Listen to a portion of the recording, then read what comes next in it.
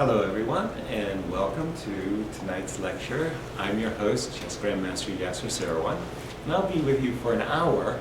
I'm here at the St. Louis Chess Club and Scholastic Center with a live audience in front of me, and we do a lot of innovative things here at the St. Louis Chess Club, and this is the first time that we've ever tried to do a live lecture streamed. And so we're going to have a fun time finding out how it's all going to work. Tonight, especially about the upcoming 2015 U.S. Chess Championships to be played here at the St. Louis Chess Club and Scholastic Center. It will begin on April 1st, will be the first round, and it's an amazing U.S. Chess Championships. You can follow all of the action move by move at uschesschamps.com, and I have another monitor here that is open to accept questions from Twitter feeds at #USChessChamps. So please participate. The 2015 U.S. Championships are going to be the strongest championships ever held in the United States. And I speak authoritatively as I've won 4 of them. And this championship is just amazing. Not since the days of Bobby Fischer and Sammy Reshevsky have we seen 2 top players in the world, 2 of the world's top 10 players, I should say, competing for the national championship. They are Hikaru Nakamura, who is our longtime #1 in history, is going to be challenged by Wesley So from the Philippines. Last year he changed federations from the Philippines to the United States, and he'll be making his debut in the U.S. Championships. At this moment, Hikaru is sitting on a career high. He is the 3rd highest rated player in the world, and Wesley is number 7, also at a career high. However, if you think this is going to be a 2-horse race only, you'll be quite mistaken. There are some really wily, cagey veterans in the field, not the least of which is our defending champion, Gata Kamsky. For Gata, the St. Louis Chess Club has been a kind of a second home. He is going to be trying for his 5th U.S. Championship title out of 6. Or pardon me, he's won it 5 times here in St. Louis. The only time he didn't win it was when he lost to Hikaru in 2013, I believe. As a prelude to the games, I'm going to look to the U.S. Championship. We're going to look some games that had decided the U.S. Championship in the past. But first, I'd like to go down the field. And again, a very, very fantastic field of players. We have Alex Onishuk. Alex, I think he's sandbagging with a 2670 rating. Oh, by the way, I wanted to mention that half the field in the U.S. Championships are in the top 100 players of the world. Half the field. That's incredible. And it's an all Grandmaster field as well. It'll be a round-robin, 12-player round-robin, all Grandmasters.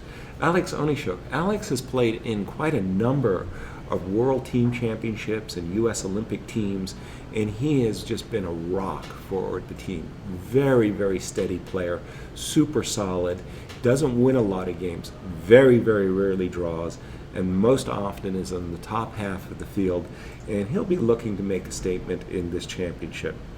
Also, we have Akobian. Var is also, like myself, on a rotation here at the St. Louis Chess Club as a Grandmaster in Resident.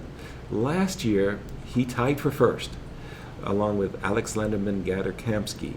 Var won the right to get into the finals against Gata and lost in the rapid chess, 2-game rapid chess match, 1.5-1/2. We'll look at those games in a moment. Continuing through the field, I might say that Timur Gariev. Timur is just an amazing player. He's extraordinarily gifted, talented attacking player. He loves sharp, calculating positions. And if he gets the type of positions he wants, he could be a real formidable force in the tournament. The rest of the field almost looks like the danger squad of unbelievably talented juniors. We have Ray Robson, who's represented the United States already on Olympic team competitions, twice collegiate champion of the United States. Daniel Naroditsky. Daniel has been going at a rapid clip. Only recently he broke into the 2600s. He's now up to 2633. And it seems to me in nearly every event that Daniel Naroditsky's competing, he's gaining rating points, as is, in fact, most of the Danger squad. Continuing, we have Sam Shanklin. Sam just played in the Tata Steel Chess Festival. He went through a very strong field in the challenger section, undefeated. He had at least 3 very, very good positions that had he converted those, he could have easily tied for first. Sam also won a gold medal for the U.S. Olympic team in Tromsø, Norway, and he's been riding a high. In fact, everybody in the field actually seems to be at their career peaks. Then we have Kayden Trove, who was qualified as the U.S. Junior Champion. As we know, Kayden, one of the great talents in the United States in the last 3 years. He's really been exceptional, competed for the United States in the World Youth Championships, where he's won a gold medal. We have the U.S. Open champion, Conrad Hold from Texas. Conrad played last year in the U.S. Championships, and he enjoyed himself very much, looking to improve his performance over last year. And finally, we have the wild card. The organizers get one player of their choice, and we have Sam Seirawan. Sam Seirawan is the youngest Grandmaster in American history. He got his Grandmaster title here last year in St. Louis, where he competed and got his rating over 2,500. Sam also was competing in the Tata Steel Chess Festival of 2015 in January, did incredibly well, much better than I expected. First time out of the box.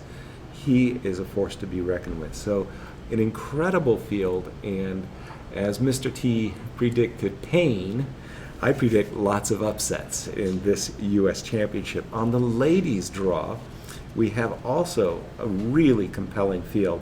Irina Krush has been dominating women's chess in the United States for quite a number of years. Her closest rival, Anna Satansky, has at times upset her, but Anna is not in the field this year. We do have a young lady who transferred from Belarus. Her name is Anna Sherevich. She will be competing along with Tatyef Abrahamian, Sabina Foiser, Katerina Nemkova, Nazji Palisi, Elisa Melakina. It's really nice to see Julie Golitani, Rusadan Golitani, back in the field. She's taken a break of late to raise some children, so it would be very nice to have her back. Victoria Ney will be back. Annie Wang, Apruva Verkud, Jennifer Yu. Those 3 are all wild card contestants. So 12 players in both fields, single round robin, and 11 rounds of fighting chess. It all begins in April. And again, on uschesschamps.com, you can follow all of the moves, all of the games, all of the rounds live. There'll be 3 commentators. Our hostess will be Jennifer Shahadi, Women's Grandmaster, and friend and colleague, Grandmaster Maurice Ashley, as well as myself. So we 3 will be doing the live commentary. And again, for chesschamps.com, and you can join and ask any questions through the hashtag Chess Champs on Twitter. U.S. Chess Champs. U.S. Chess Champs, pardon me, on Twitter. Let me get to some of the games. And I was looking in my database because I was really curious how Wesley So and Hikaru Nakamura matched up in their classical fights. I had just watched on the chess.com the so-called death match between these two players, where they play 5 minute, 3 minute, and 1 minute. And it seemed to me that Hikaru was the decisive winner, but especially so in the bullet chess, and the games were very competitive, but Hikaru had an edge in those bullets in the death match. Remarkably, I'm still somehow kind of surprised by this. In my database, I could only find a single game that they had played in tournament competition. They played last year in Vaikanze in 2014, not 2015, but in 2014, and Wesley So was white. It was a rather nervy affair, I would say, as both players played a very tight, closed game, and Hikaru, he likes to play different variations of the semi-Slav. It's very hard to guess what Hikaru is going to do in his defense. Sometimes he plays a Leningrad Dutch, sometimes he just plays straight Nimzo Indian or Queen's Gambit decline. In this game, e4, bishop b4. Now e4 is really the prelude to a very sharp gambit that goes as follows. Queen takes d4, capturing the pawn. Bishop takes, and queen takes e4 check. Bishop e2. In this position, there's been a lot of tries for black. Essentially, white has for his pawn, has the key idea of bringing his queen to d6 to set up various mating threats as well as to castle. Theoretically, black has actually been doing quite all right in these battles, but still, you really need to know your theory extraordinarily well if you're going to enter this terrain. So I found it rather interesting that Hikaru ducked the discussion and played bishop b4. I'm a little bit skeptical of the move, but actually it's not that bad a move. In a certain way, it kind of looks like a French defense, a French winner war, except black has a pawn on c6, white has a pawn on c4, and I would think that this would favor white. Wesley played e4, e5. Not the only move, by the way. I think e5 is an excellent choice, don't get me wrong. In comparison with a winner war, I was just thinking about the move queen g4, knight f6, queen takes g7, rook g8. Again, we're following a pattern of the winner war, where this pawn is on c2 and black's pawn is on c7, and I was trying to figure out which side benefited the most. I came to the conclusion that it was actually to white's benefit, but after knight ge2, I'm not 100% sure that white has any big claims of an advantage, for example, after queen f6 or even after c5. I think both of those moves are quite good enough for a balanced game. So e5 is definitely a normal move. c5, again, it looks like a winner, except this pawn is on c4 instead of c2. In some strange way, thanks to the pawn being on c4, normally in the winner war, black always has a problem. It's actually called the problem bishop, how it will ever get developed. But thanks to the tension between the pawns on d5 and c4, black's bishop is not going to be a very passive one. The game continued. Takes, takes, a3, takes. So white is kind of happy. He's won the 2 bishops, he's got a safe center, things seem to be going his way. However, Once the players reached this position, after this interesting waiting move, h7, h6, a kind of prophylaxis move, White had a serious problem to solve. The question for White is, what is he going to do with his dark squared bishop? On the one hand, placing the bishop on b2 doesn't feel very satisfactory. After all, in that way, it doesn't have much of a view, and it's only playing a defensive role. Also, if you play bishop e3, you're making the bishop vulnerable to a possible knight f5, and maybe the bishop isn't at its best on e3. So it's not really a question of, do we develop the bishop along the c1, g5? What square do we pick?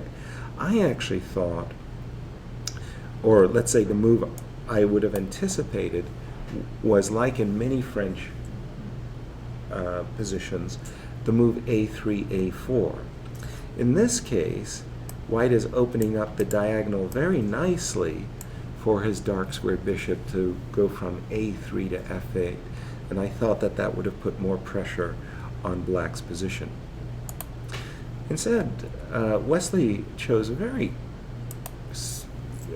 creepy, slow, soft move, which is actually quite good as well.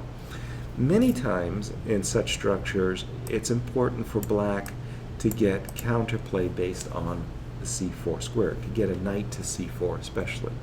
So the bishop on bishop coming to d2 rather discourages that plan in the first place, because it makes the b4 square available. Secondly, White could potentially capture the knight. So bishop d2 was the choice of Wesley, and the game continued bishop f5. Queen b3, very, very logical move. White puts pressure on both the pawns on b7 as well as d5.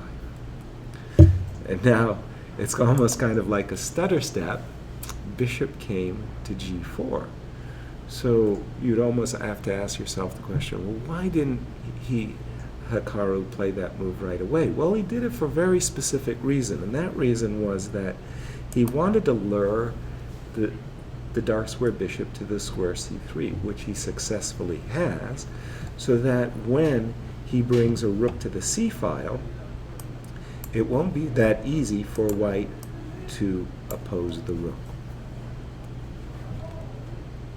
After bishop c3, queen d7, h3, bishop e6. Why bishop e6 and not back to f5? I actually was not sure myself. In fact, if we go back just a move or two right here, when Hikaru played the move bishop g4, I was actually thinking, because now I'm going to make a comparison with Caro-Kann's advanced Caro-Kann positions, of the move bishop e4. Move bishop e4 looks a little bit better. You still have the same threat, but at the same time, after you put your knight on f5, the pawn on d4 is hanging, so let's just play a few moves so I can show you what I mean. Now after, for example, queen b2, this may have been the reason that persuaded Hikaru not to play bishop e4, in the sense that White has ideas like knight d2 in the position to eliminate the strong light square bishop. In the game, what happened was bishop g4, bishop c3, queen d7, h3, bishop came back to e6. In an intriguing way, I rather liked the fact that White had played h2, h3. And from Hikaru's point of view, remember before when I said that he'd lured the bishop to the c3 square, he did it for a specific reason as well as the c-file, but also to potentially hop with the knight to f4. Now that the pawn's on h3, there's a little bit of a target in the sense that if Black can arrange his pieces for a bishop takes h3 sacrifice, White has to be careful about that. This move, in my opinion, was a really egregious error. Wesley, what on earth were you thinking when you brought your rook to d1? I really don't like that move one bit. And I thought rook on f1 to b1, exclamation mark, was so much stronger. With this move, rook b1, everything fits from white's point of view. First of all, white has an obvious battery, and he's attacking the pawn on b7. White really wants to lure that pawn ahead. You might think, what's the problem? I just played the move b6, everything is okay. But look a little bit closer, and you see immediately, that two very important light squares on the queen side have been weakened. So for example, white would play a4 with ideas of a5, getting his rook in the game. Also, ideas of bishop a6 as well as bishop to b5. So I think after the move rook b1, black is actually in a bit of trouble. In other words, I think black has a worse game. For example, rook to b8. If you don't like the move b6, then you have to play the move rook b8. And now here's the point of rook on f1 to b1 as opposed to rook a b1. Now you get to play bishop b4. And suddenly white's game is in full blossom. White is threatening bishop d6 winning material.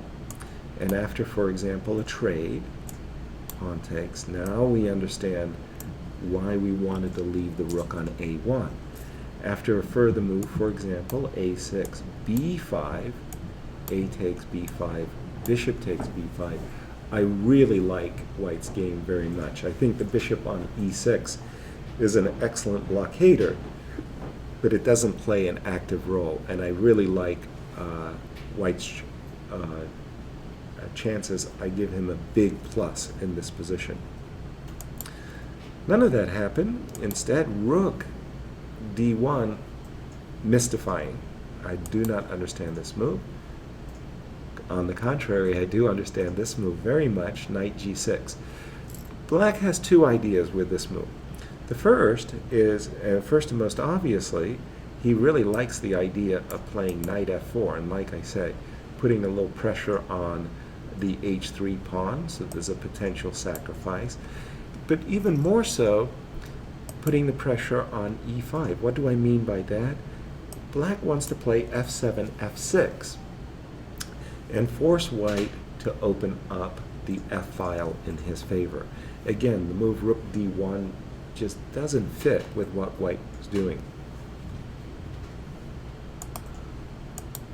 Bishop.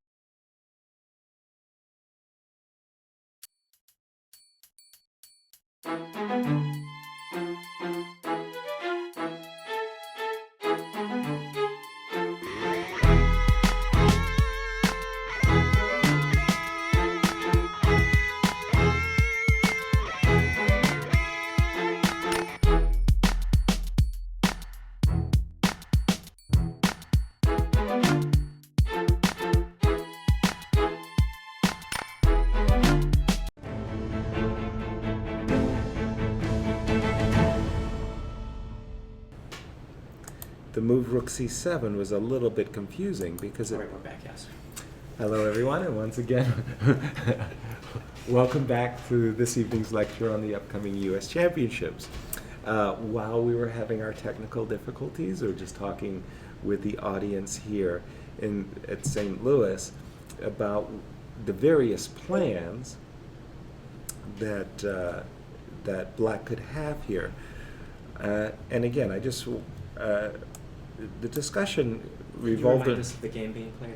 Yes, of course. This is the only game, classical tournament game, that I could find in my database between the two highest rated players in the 2015 field. That is to say, Wesley So and Hikaru Nakamura. The game that we were witnessing or replaying was played a year ago in 2014 at the Tata Steel Chess Festival. And the game, as you'll see, ended in a draw. We were thinking in terms of this knight on c6, and Julian was asking me, well, what would be the ideal square? And one thought was that, well, maybe the knight should go to the f5 square. And I was a little skeptical, pointing out that, well, the knight really doesn't do much there.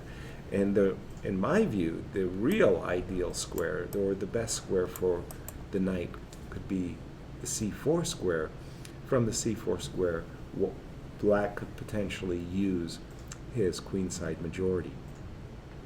So let's see what happened in the game. Rook c7. This move surprised me. I thought that the maneuver of Hikaru, which was knight to g6, was in order to play the move f6. Takes, and we get a situation like this on the board. If you take with the knight, pawn takes, let's say you drop back with the rook, let's say white drops back with his queen in order to sidestep d5, d4, and a potential attacks. I thought this position was pretty even. I didn't think it was that great for black or that great for white, but just a rather balanced game. So I was a little bit surprised by this move, rook c7, by Hikaru, which he played. Okay, oops, excuse me, which he played. And just before we had our technical difficulties, I was saying that I really like this move, queen b2. Somehow this move really feels good. First of all, you are getting out of this potential hit, so that, you know, in case of any knight takes e5, d5, d4, you're covering the pawn on d4. More importantly, you're protecting this rook on c1, and you're setting yourself up for what I think is a good move, a future bishop b4. So I like this move a lot, and Hikaru decided to play the move queen e7. It seems like he was holding back on his idea of f7, f6. g2, g3, solid, safe move, if you will. White's just trying to limit any potential hops of black's knight. On a very good day, white is hopeful that he'll also be able to support a future advance f2, f4. At the moment, the role of the knight on f3 is rather passive. It's good there, don't get me wrong, but a much better circuit, for example, might be on e3, so that white might, in the near future, play ideas of knight e1, knight g2, knight e3, and eventually playing f4. I got a lot of arrows on my screen. I'll move them. Rook c8, king h2. Again, a very safe, solid move. Just kind of, the king is nicely protected over here and protects the pawn on h3 in turn. Finally, f6, takes, bishop g2. So this bishop on f1, and didn't have much of a role in the game, is actually starting to come to life. Now, as soon as the knight drops in on e5, this bishop on g2 will be eyeballing this pawn on d5, and white will be very happy in this case. Knight e7, bishop b4. Yes, pardon me, right here. I didn't like this move, bishop b4 by Wesley. That really, in a kind of sense, releases the air out of the position. Once all of the rooks come off the chopping block on the c-file, I think white's chances for advantage really decline dramatically. It's more than surprised that Wesley didn't hop immediately to the e5 square. If, for example, after knight e5 there would have been a trade, and let's say queen f7, don't get me wrong, I think black's position is still pretty solid, but at least in this case, after the move f2, f4, we can see that I think that white is for choice. He's got a nicer pawn structure, and he does have, after all, the two bishops. Maybe this fellow on b4, c3 slips over here and down to d6, or even capturing this knight. Instead, after bishop b4, everything got traded, and the players, reached this position, and I actually think they didn't play this many moves. I think that after knight e7, a draw was offered and a draw was agreed to. Hikaru Nakamura very, very rarely offers draws. So his offer of a draw in this particular moment might have been due to tournament tactics or free days or what have you. There's still a lot of play in the position. Overall, I thought the position was still a little bit in White's favor, maybe not by much. And again, I would have anticipated this type of moves to have been played had the players continue. White obviously has in his favor a kingside majority. Getting the knight out of the way in order to use it is important. Black has in his favor queenside majority that really isn't going anywhere at this moment, so that was why I liked White's position. This was the only game that the two players have played against one another, and it really is remarkable because they're so high-rated players that you would have thought, well, for sure, that they would have played tons of games with one another. In 2014, the U.S. Championships came down to an exciting, dramatic finish when three players tied for first. And let's see, oops, I did it wrong, excuse me. Three players tied for first: Alex Lenderman, Gata Kamsky, and Akobian. And because Gata had really excellent tie breaks, Akobian and Lenderman had to play for the right to challenge him. Akobian won that playoff, and Var was very, very, very determined. He was in the best chess form of his life. He's playing for the U.S. Championship, and you couldn't ask for a more motivated player. He was coming up against this incredible veteran, Gata Kamsky, an incredible career. Gata has played for the World Chess Championship match. He's been involved in numerous candidates events, and he's played all of the best players in the world. It was only Anatoly Karpov at his peak that really stopped Gata from basically becoming world champion. So Gata knows what he's up against. Gata has this unbelievably cool positional style.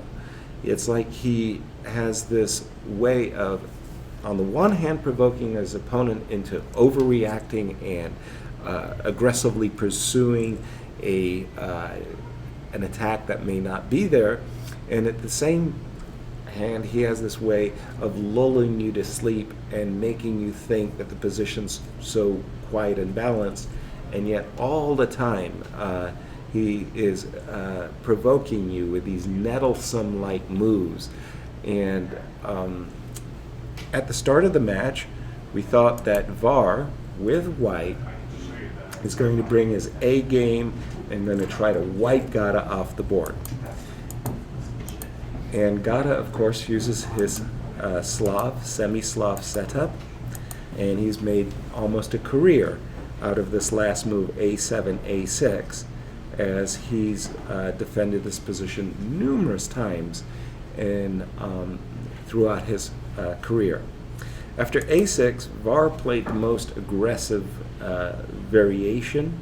He played the move G2, G3, encouraging Black to capture this pawn and to try to maintain the pawn with B5. So essentially a gambit. Gata accepted, and after knight E5, Gata very calmly just said, "You can have the pawn back." Really sharp lines occur after, for example, B5, bishop. This setup of along the long diagonal here can be very awkward for the second player. You see a lot of games where white tries to break up this majority with both the moves a4 as well as b2, b3. Black would be under pressure, and Gata said, don't want anything to do with that. I will just play my quiet game g6. So Var won his pawn back.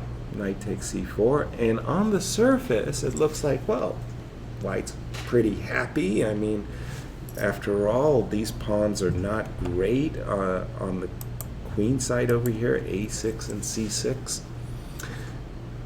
On a closer look, however, you discover, well, black really doesn't have any weaknesses, and after his next move, bishop e6, the question is, bishop g7, bishop g2, bishop e6, the question is, are you so happy about having your knight on c4? If you play a move, for example, like b2, b3, which looks okay, you might be a little bit worried that you're opening up the diagonal for the bishop. Or, pardon me, b3, c5. Now, suddenly, the benefit of this move a6 is made clear. Bishop takes b7 doesn't spear a rook because the rook has a7 square. Oh dear. So b2, b3 does not impress.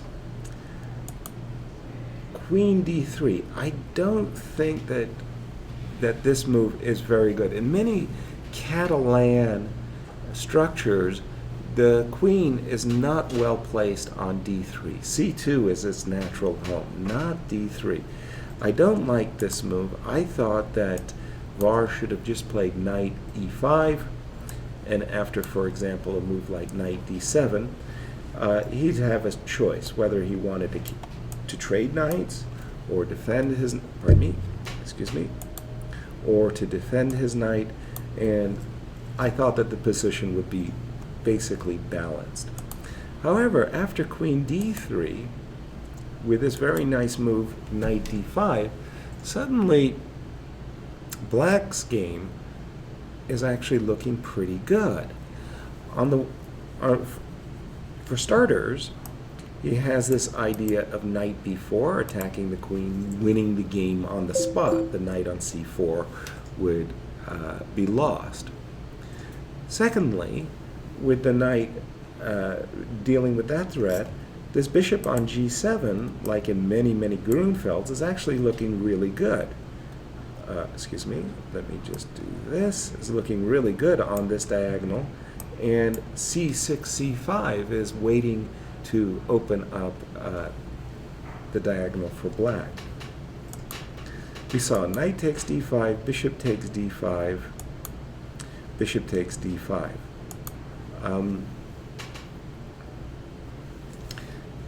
What to say? Already, white has a problem.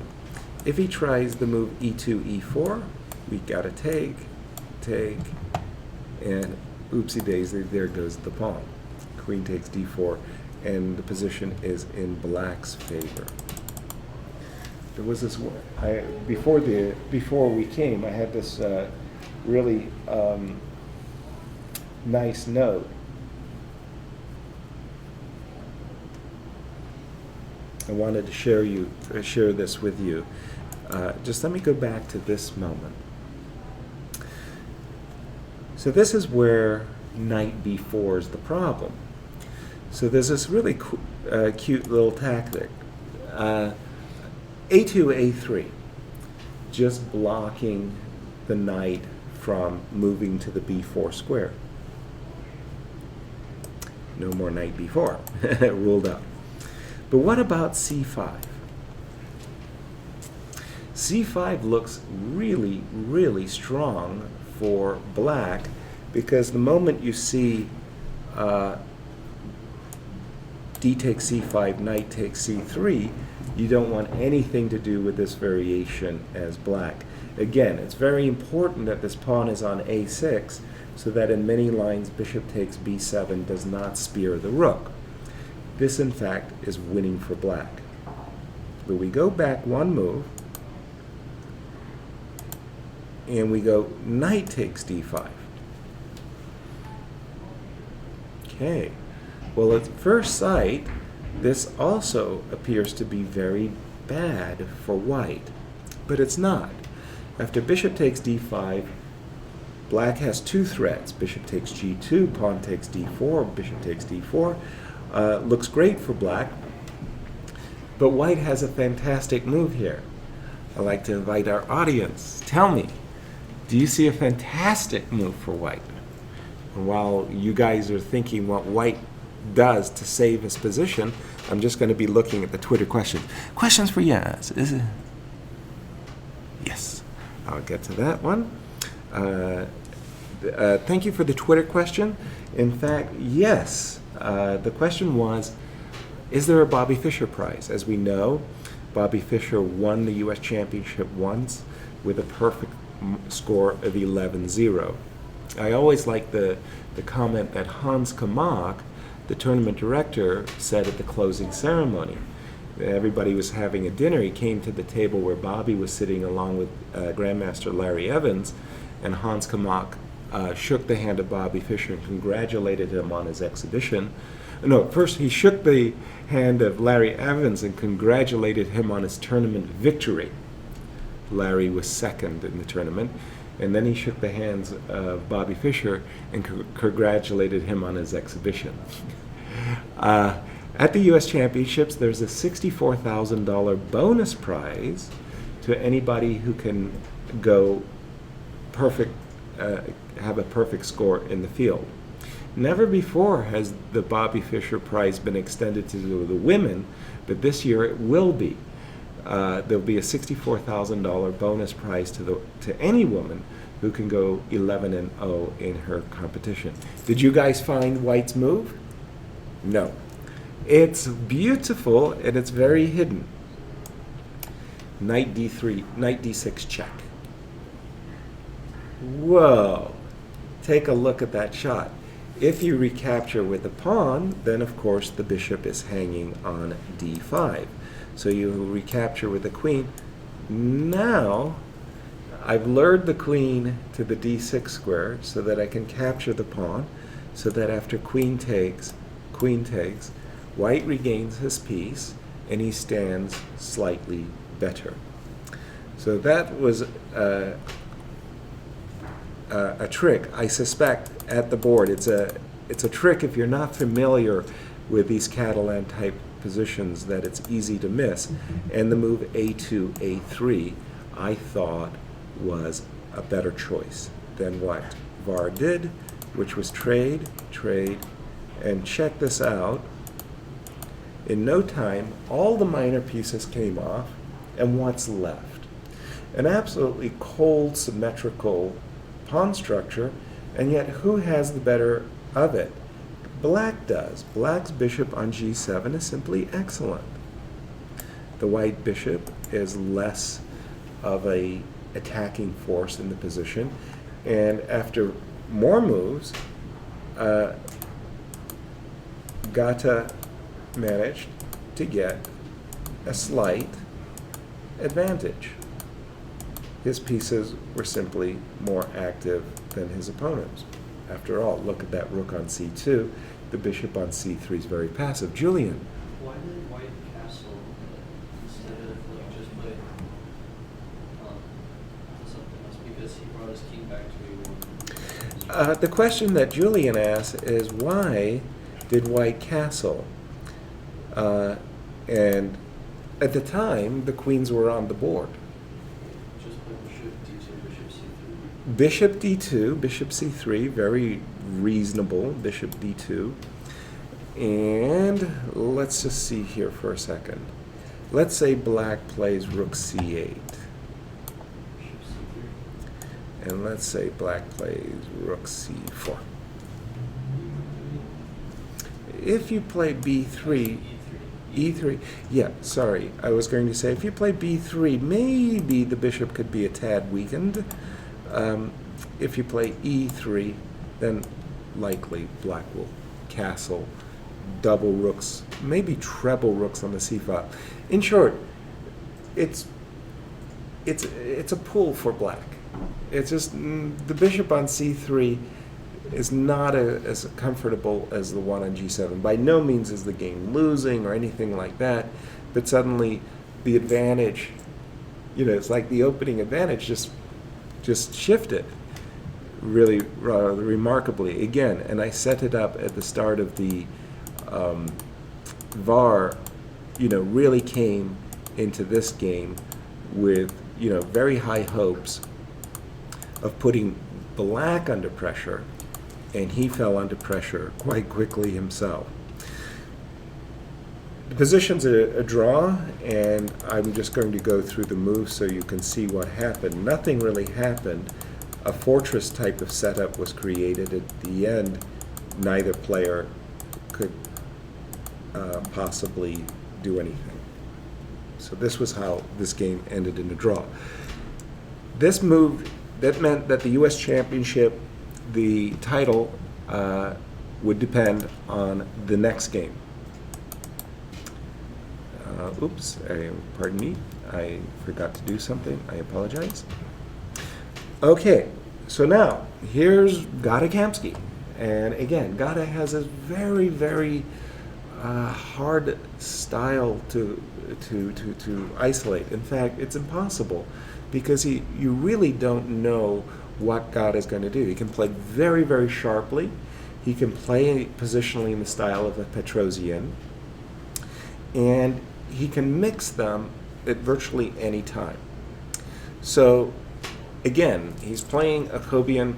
VAR is, all adrenaline pumping, wants to put pressure on the defending champion, wants to upset the defending champion.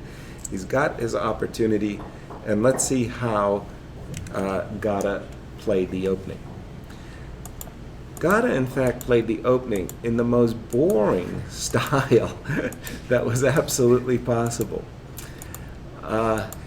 He played it incredibly, incredibly quietly, so much so that already at this point, black has just simply fully equalized.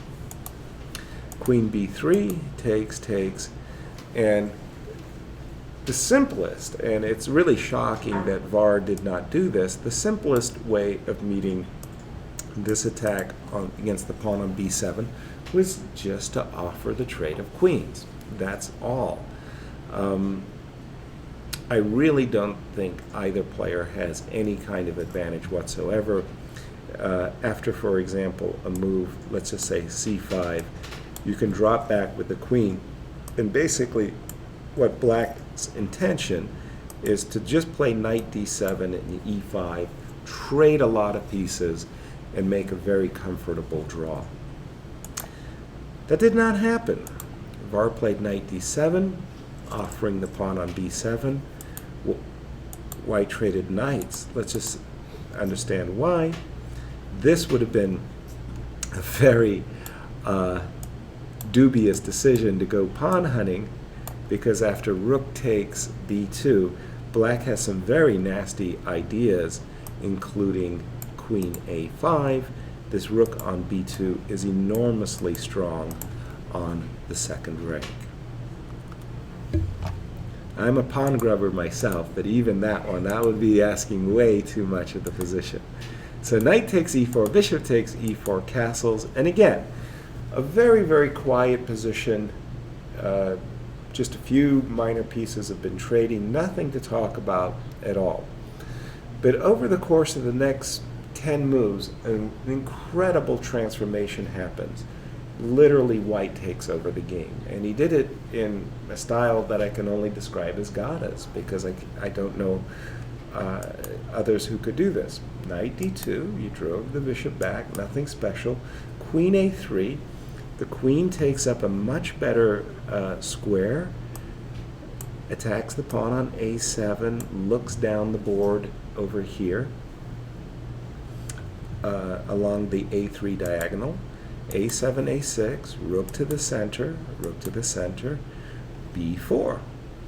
Now, given a free hand, white is just going to move his queen. queen b3, a4, b5, and get a pawn roller going on the queen side. To start his own counterplay, Var reacted with a reaction in the center, e5. And again, I'll just kind of take a quick poll here. How many in the audience think it's still balanced? Like, game looks pretty equal. How many think that white stands better? Well, white, in a very interesting way, does stand better, and it has to do with the pawn structure. Essentially, and very clearly, black has a 3-2 majority on the queen side. Excellent. Except the majority is stuck. White's pawn on b4 is keeping all of those pawns there. On the other hand, on the king side, white has a majority, but they're not stuck. We'll see why. First of all, the rook comes to the center very clearly. Rook takes up a great outpost in the center, supported by the extra king side pawn. 4-3 majority. And just like that, the game is really, really difficult for Var at this point. Essentially, white has numerous threats. To mention but two, one is just to play knight down to d6, triple along the d file, and with the knight firmly planted on d6, go f3 and e4, killing two of the minors on the king side.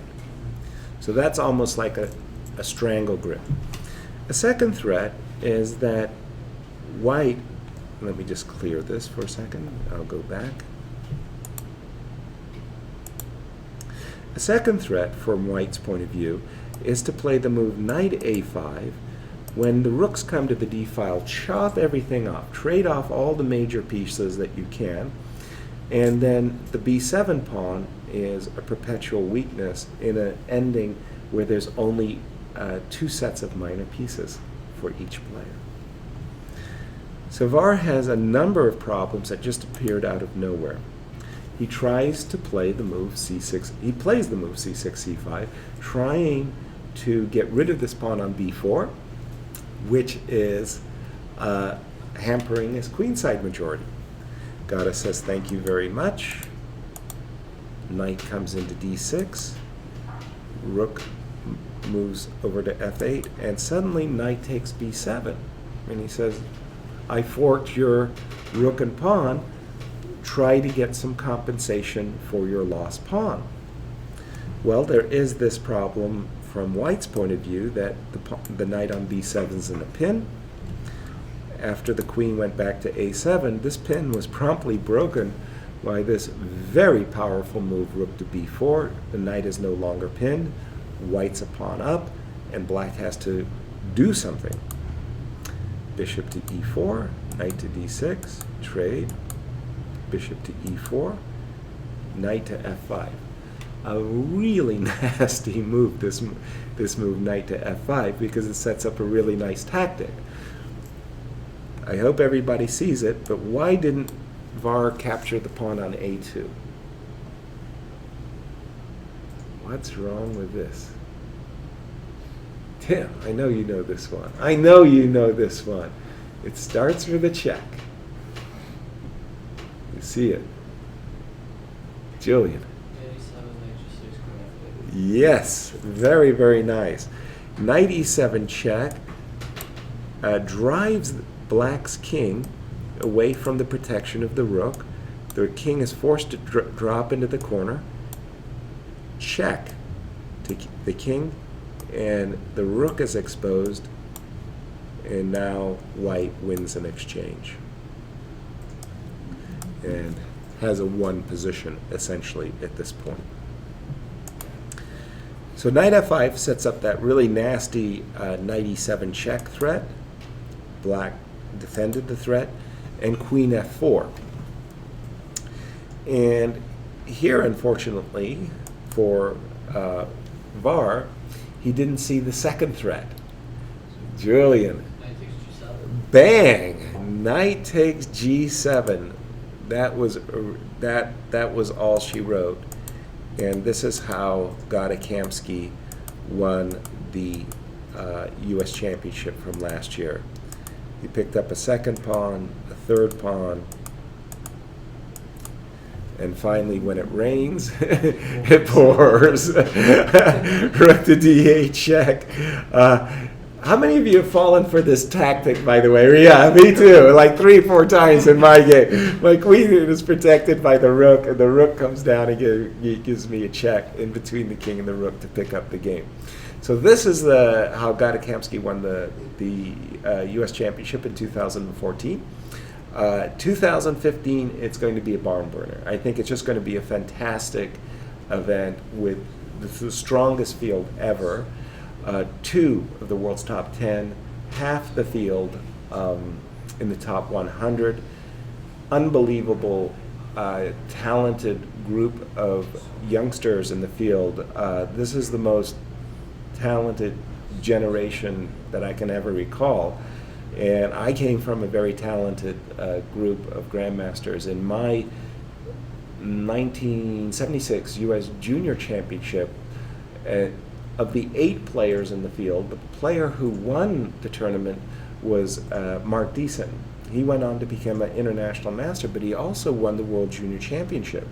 Today, if you win the World Junior Championship under 21, they give you the Grandmaster title. Mark deserved to get the Grandmaster title because he went from the U.S. Junior Championship to the World Junior Championship. 6 of the other 7 players in the field became Grandmasters, from John Fedorowicz, Michael Rode, Jonathan Tisdale, Nick DeFermian, Ron Henley. The 8th player in the field became an international master, went on to become a professor of mathematics, Kenneth Regan. So out of an 8-player round robin, 6 became grandmasters and 2 became international masters. But when I look at this field of junior players, and Ray Robson and Sam Shanklin aren't really juniors, they're already collegiate. They're so young, and looking at this field with Kayden and Sam, I just have to say this is really, really going to be a great U.S. Championship. I hope you'll join us here in St. Louis. If you can make the visit, it's going to be well worth your while. And if you can't, watch us on uschesschamps.com. I hope you enjoyed the lecture this evening. We'll try to do more. We're going to try to work out all the kinks of the lecture and try to do them maybe on a monthly basis. And we will welcome your input and what kind of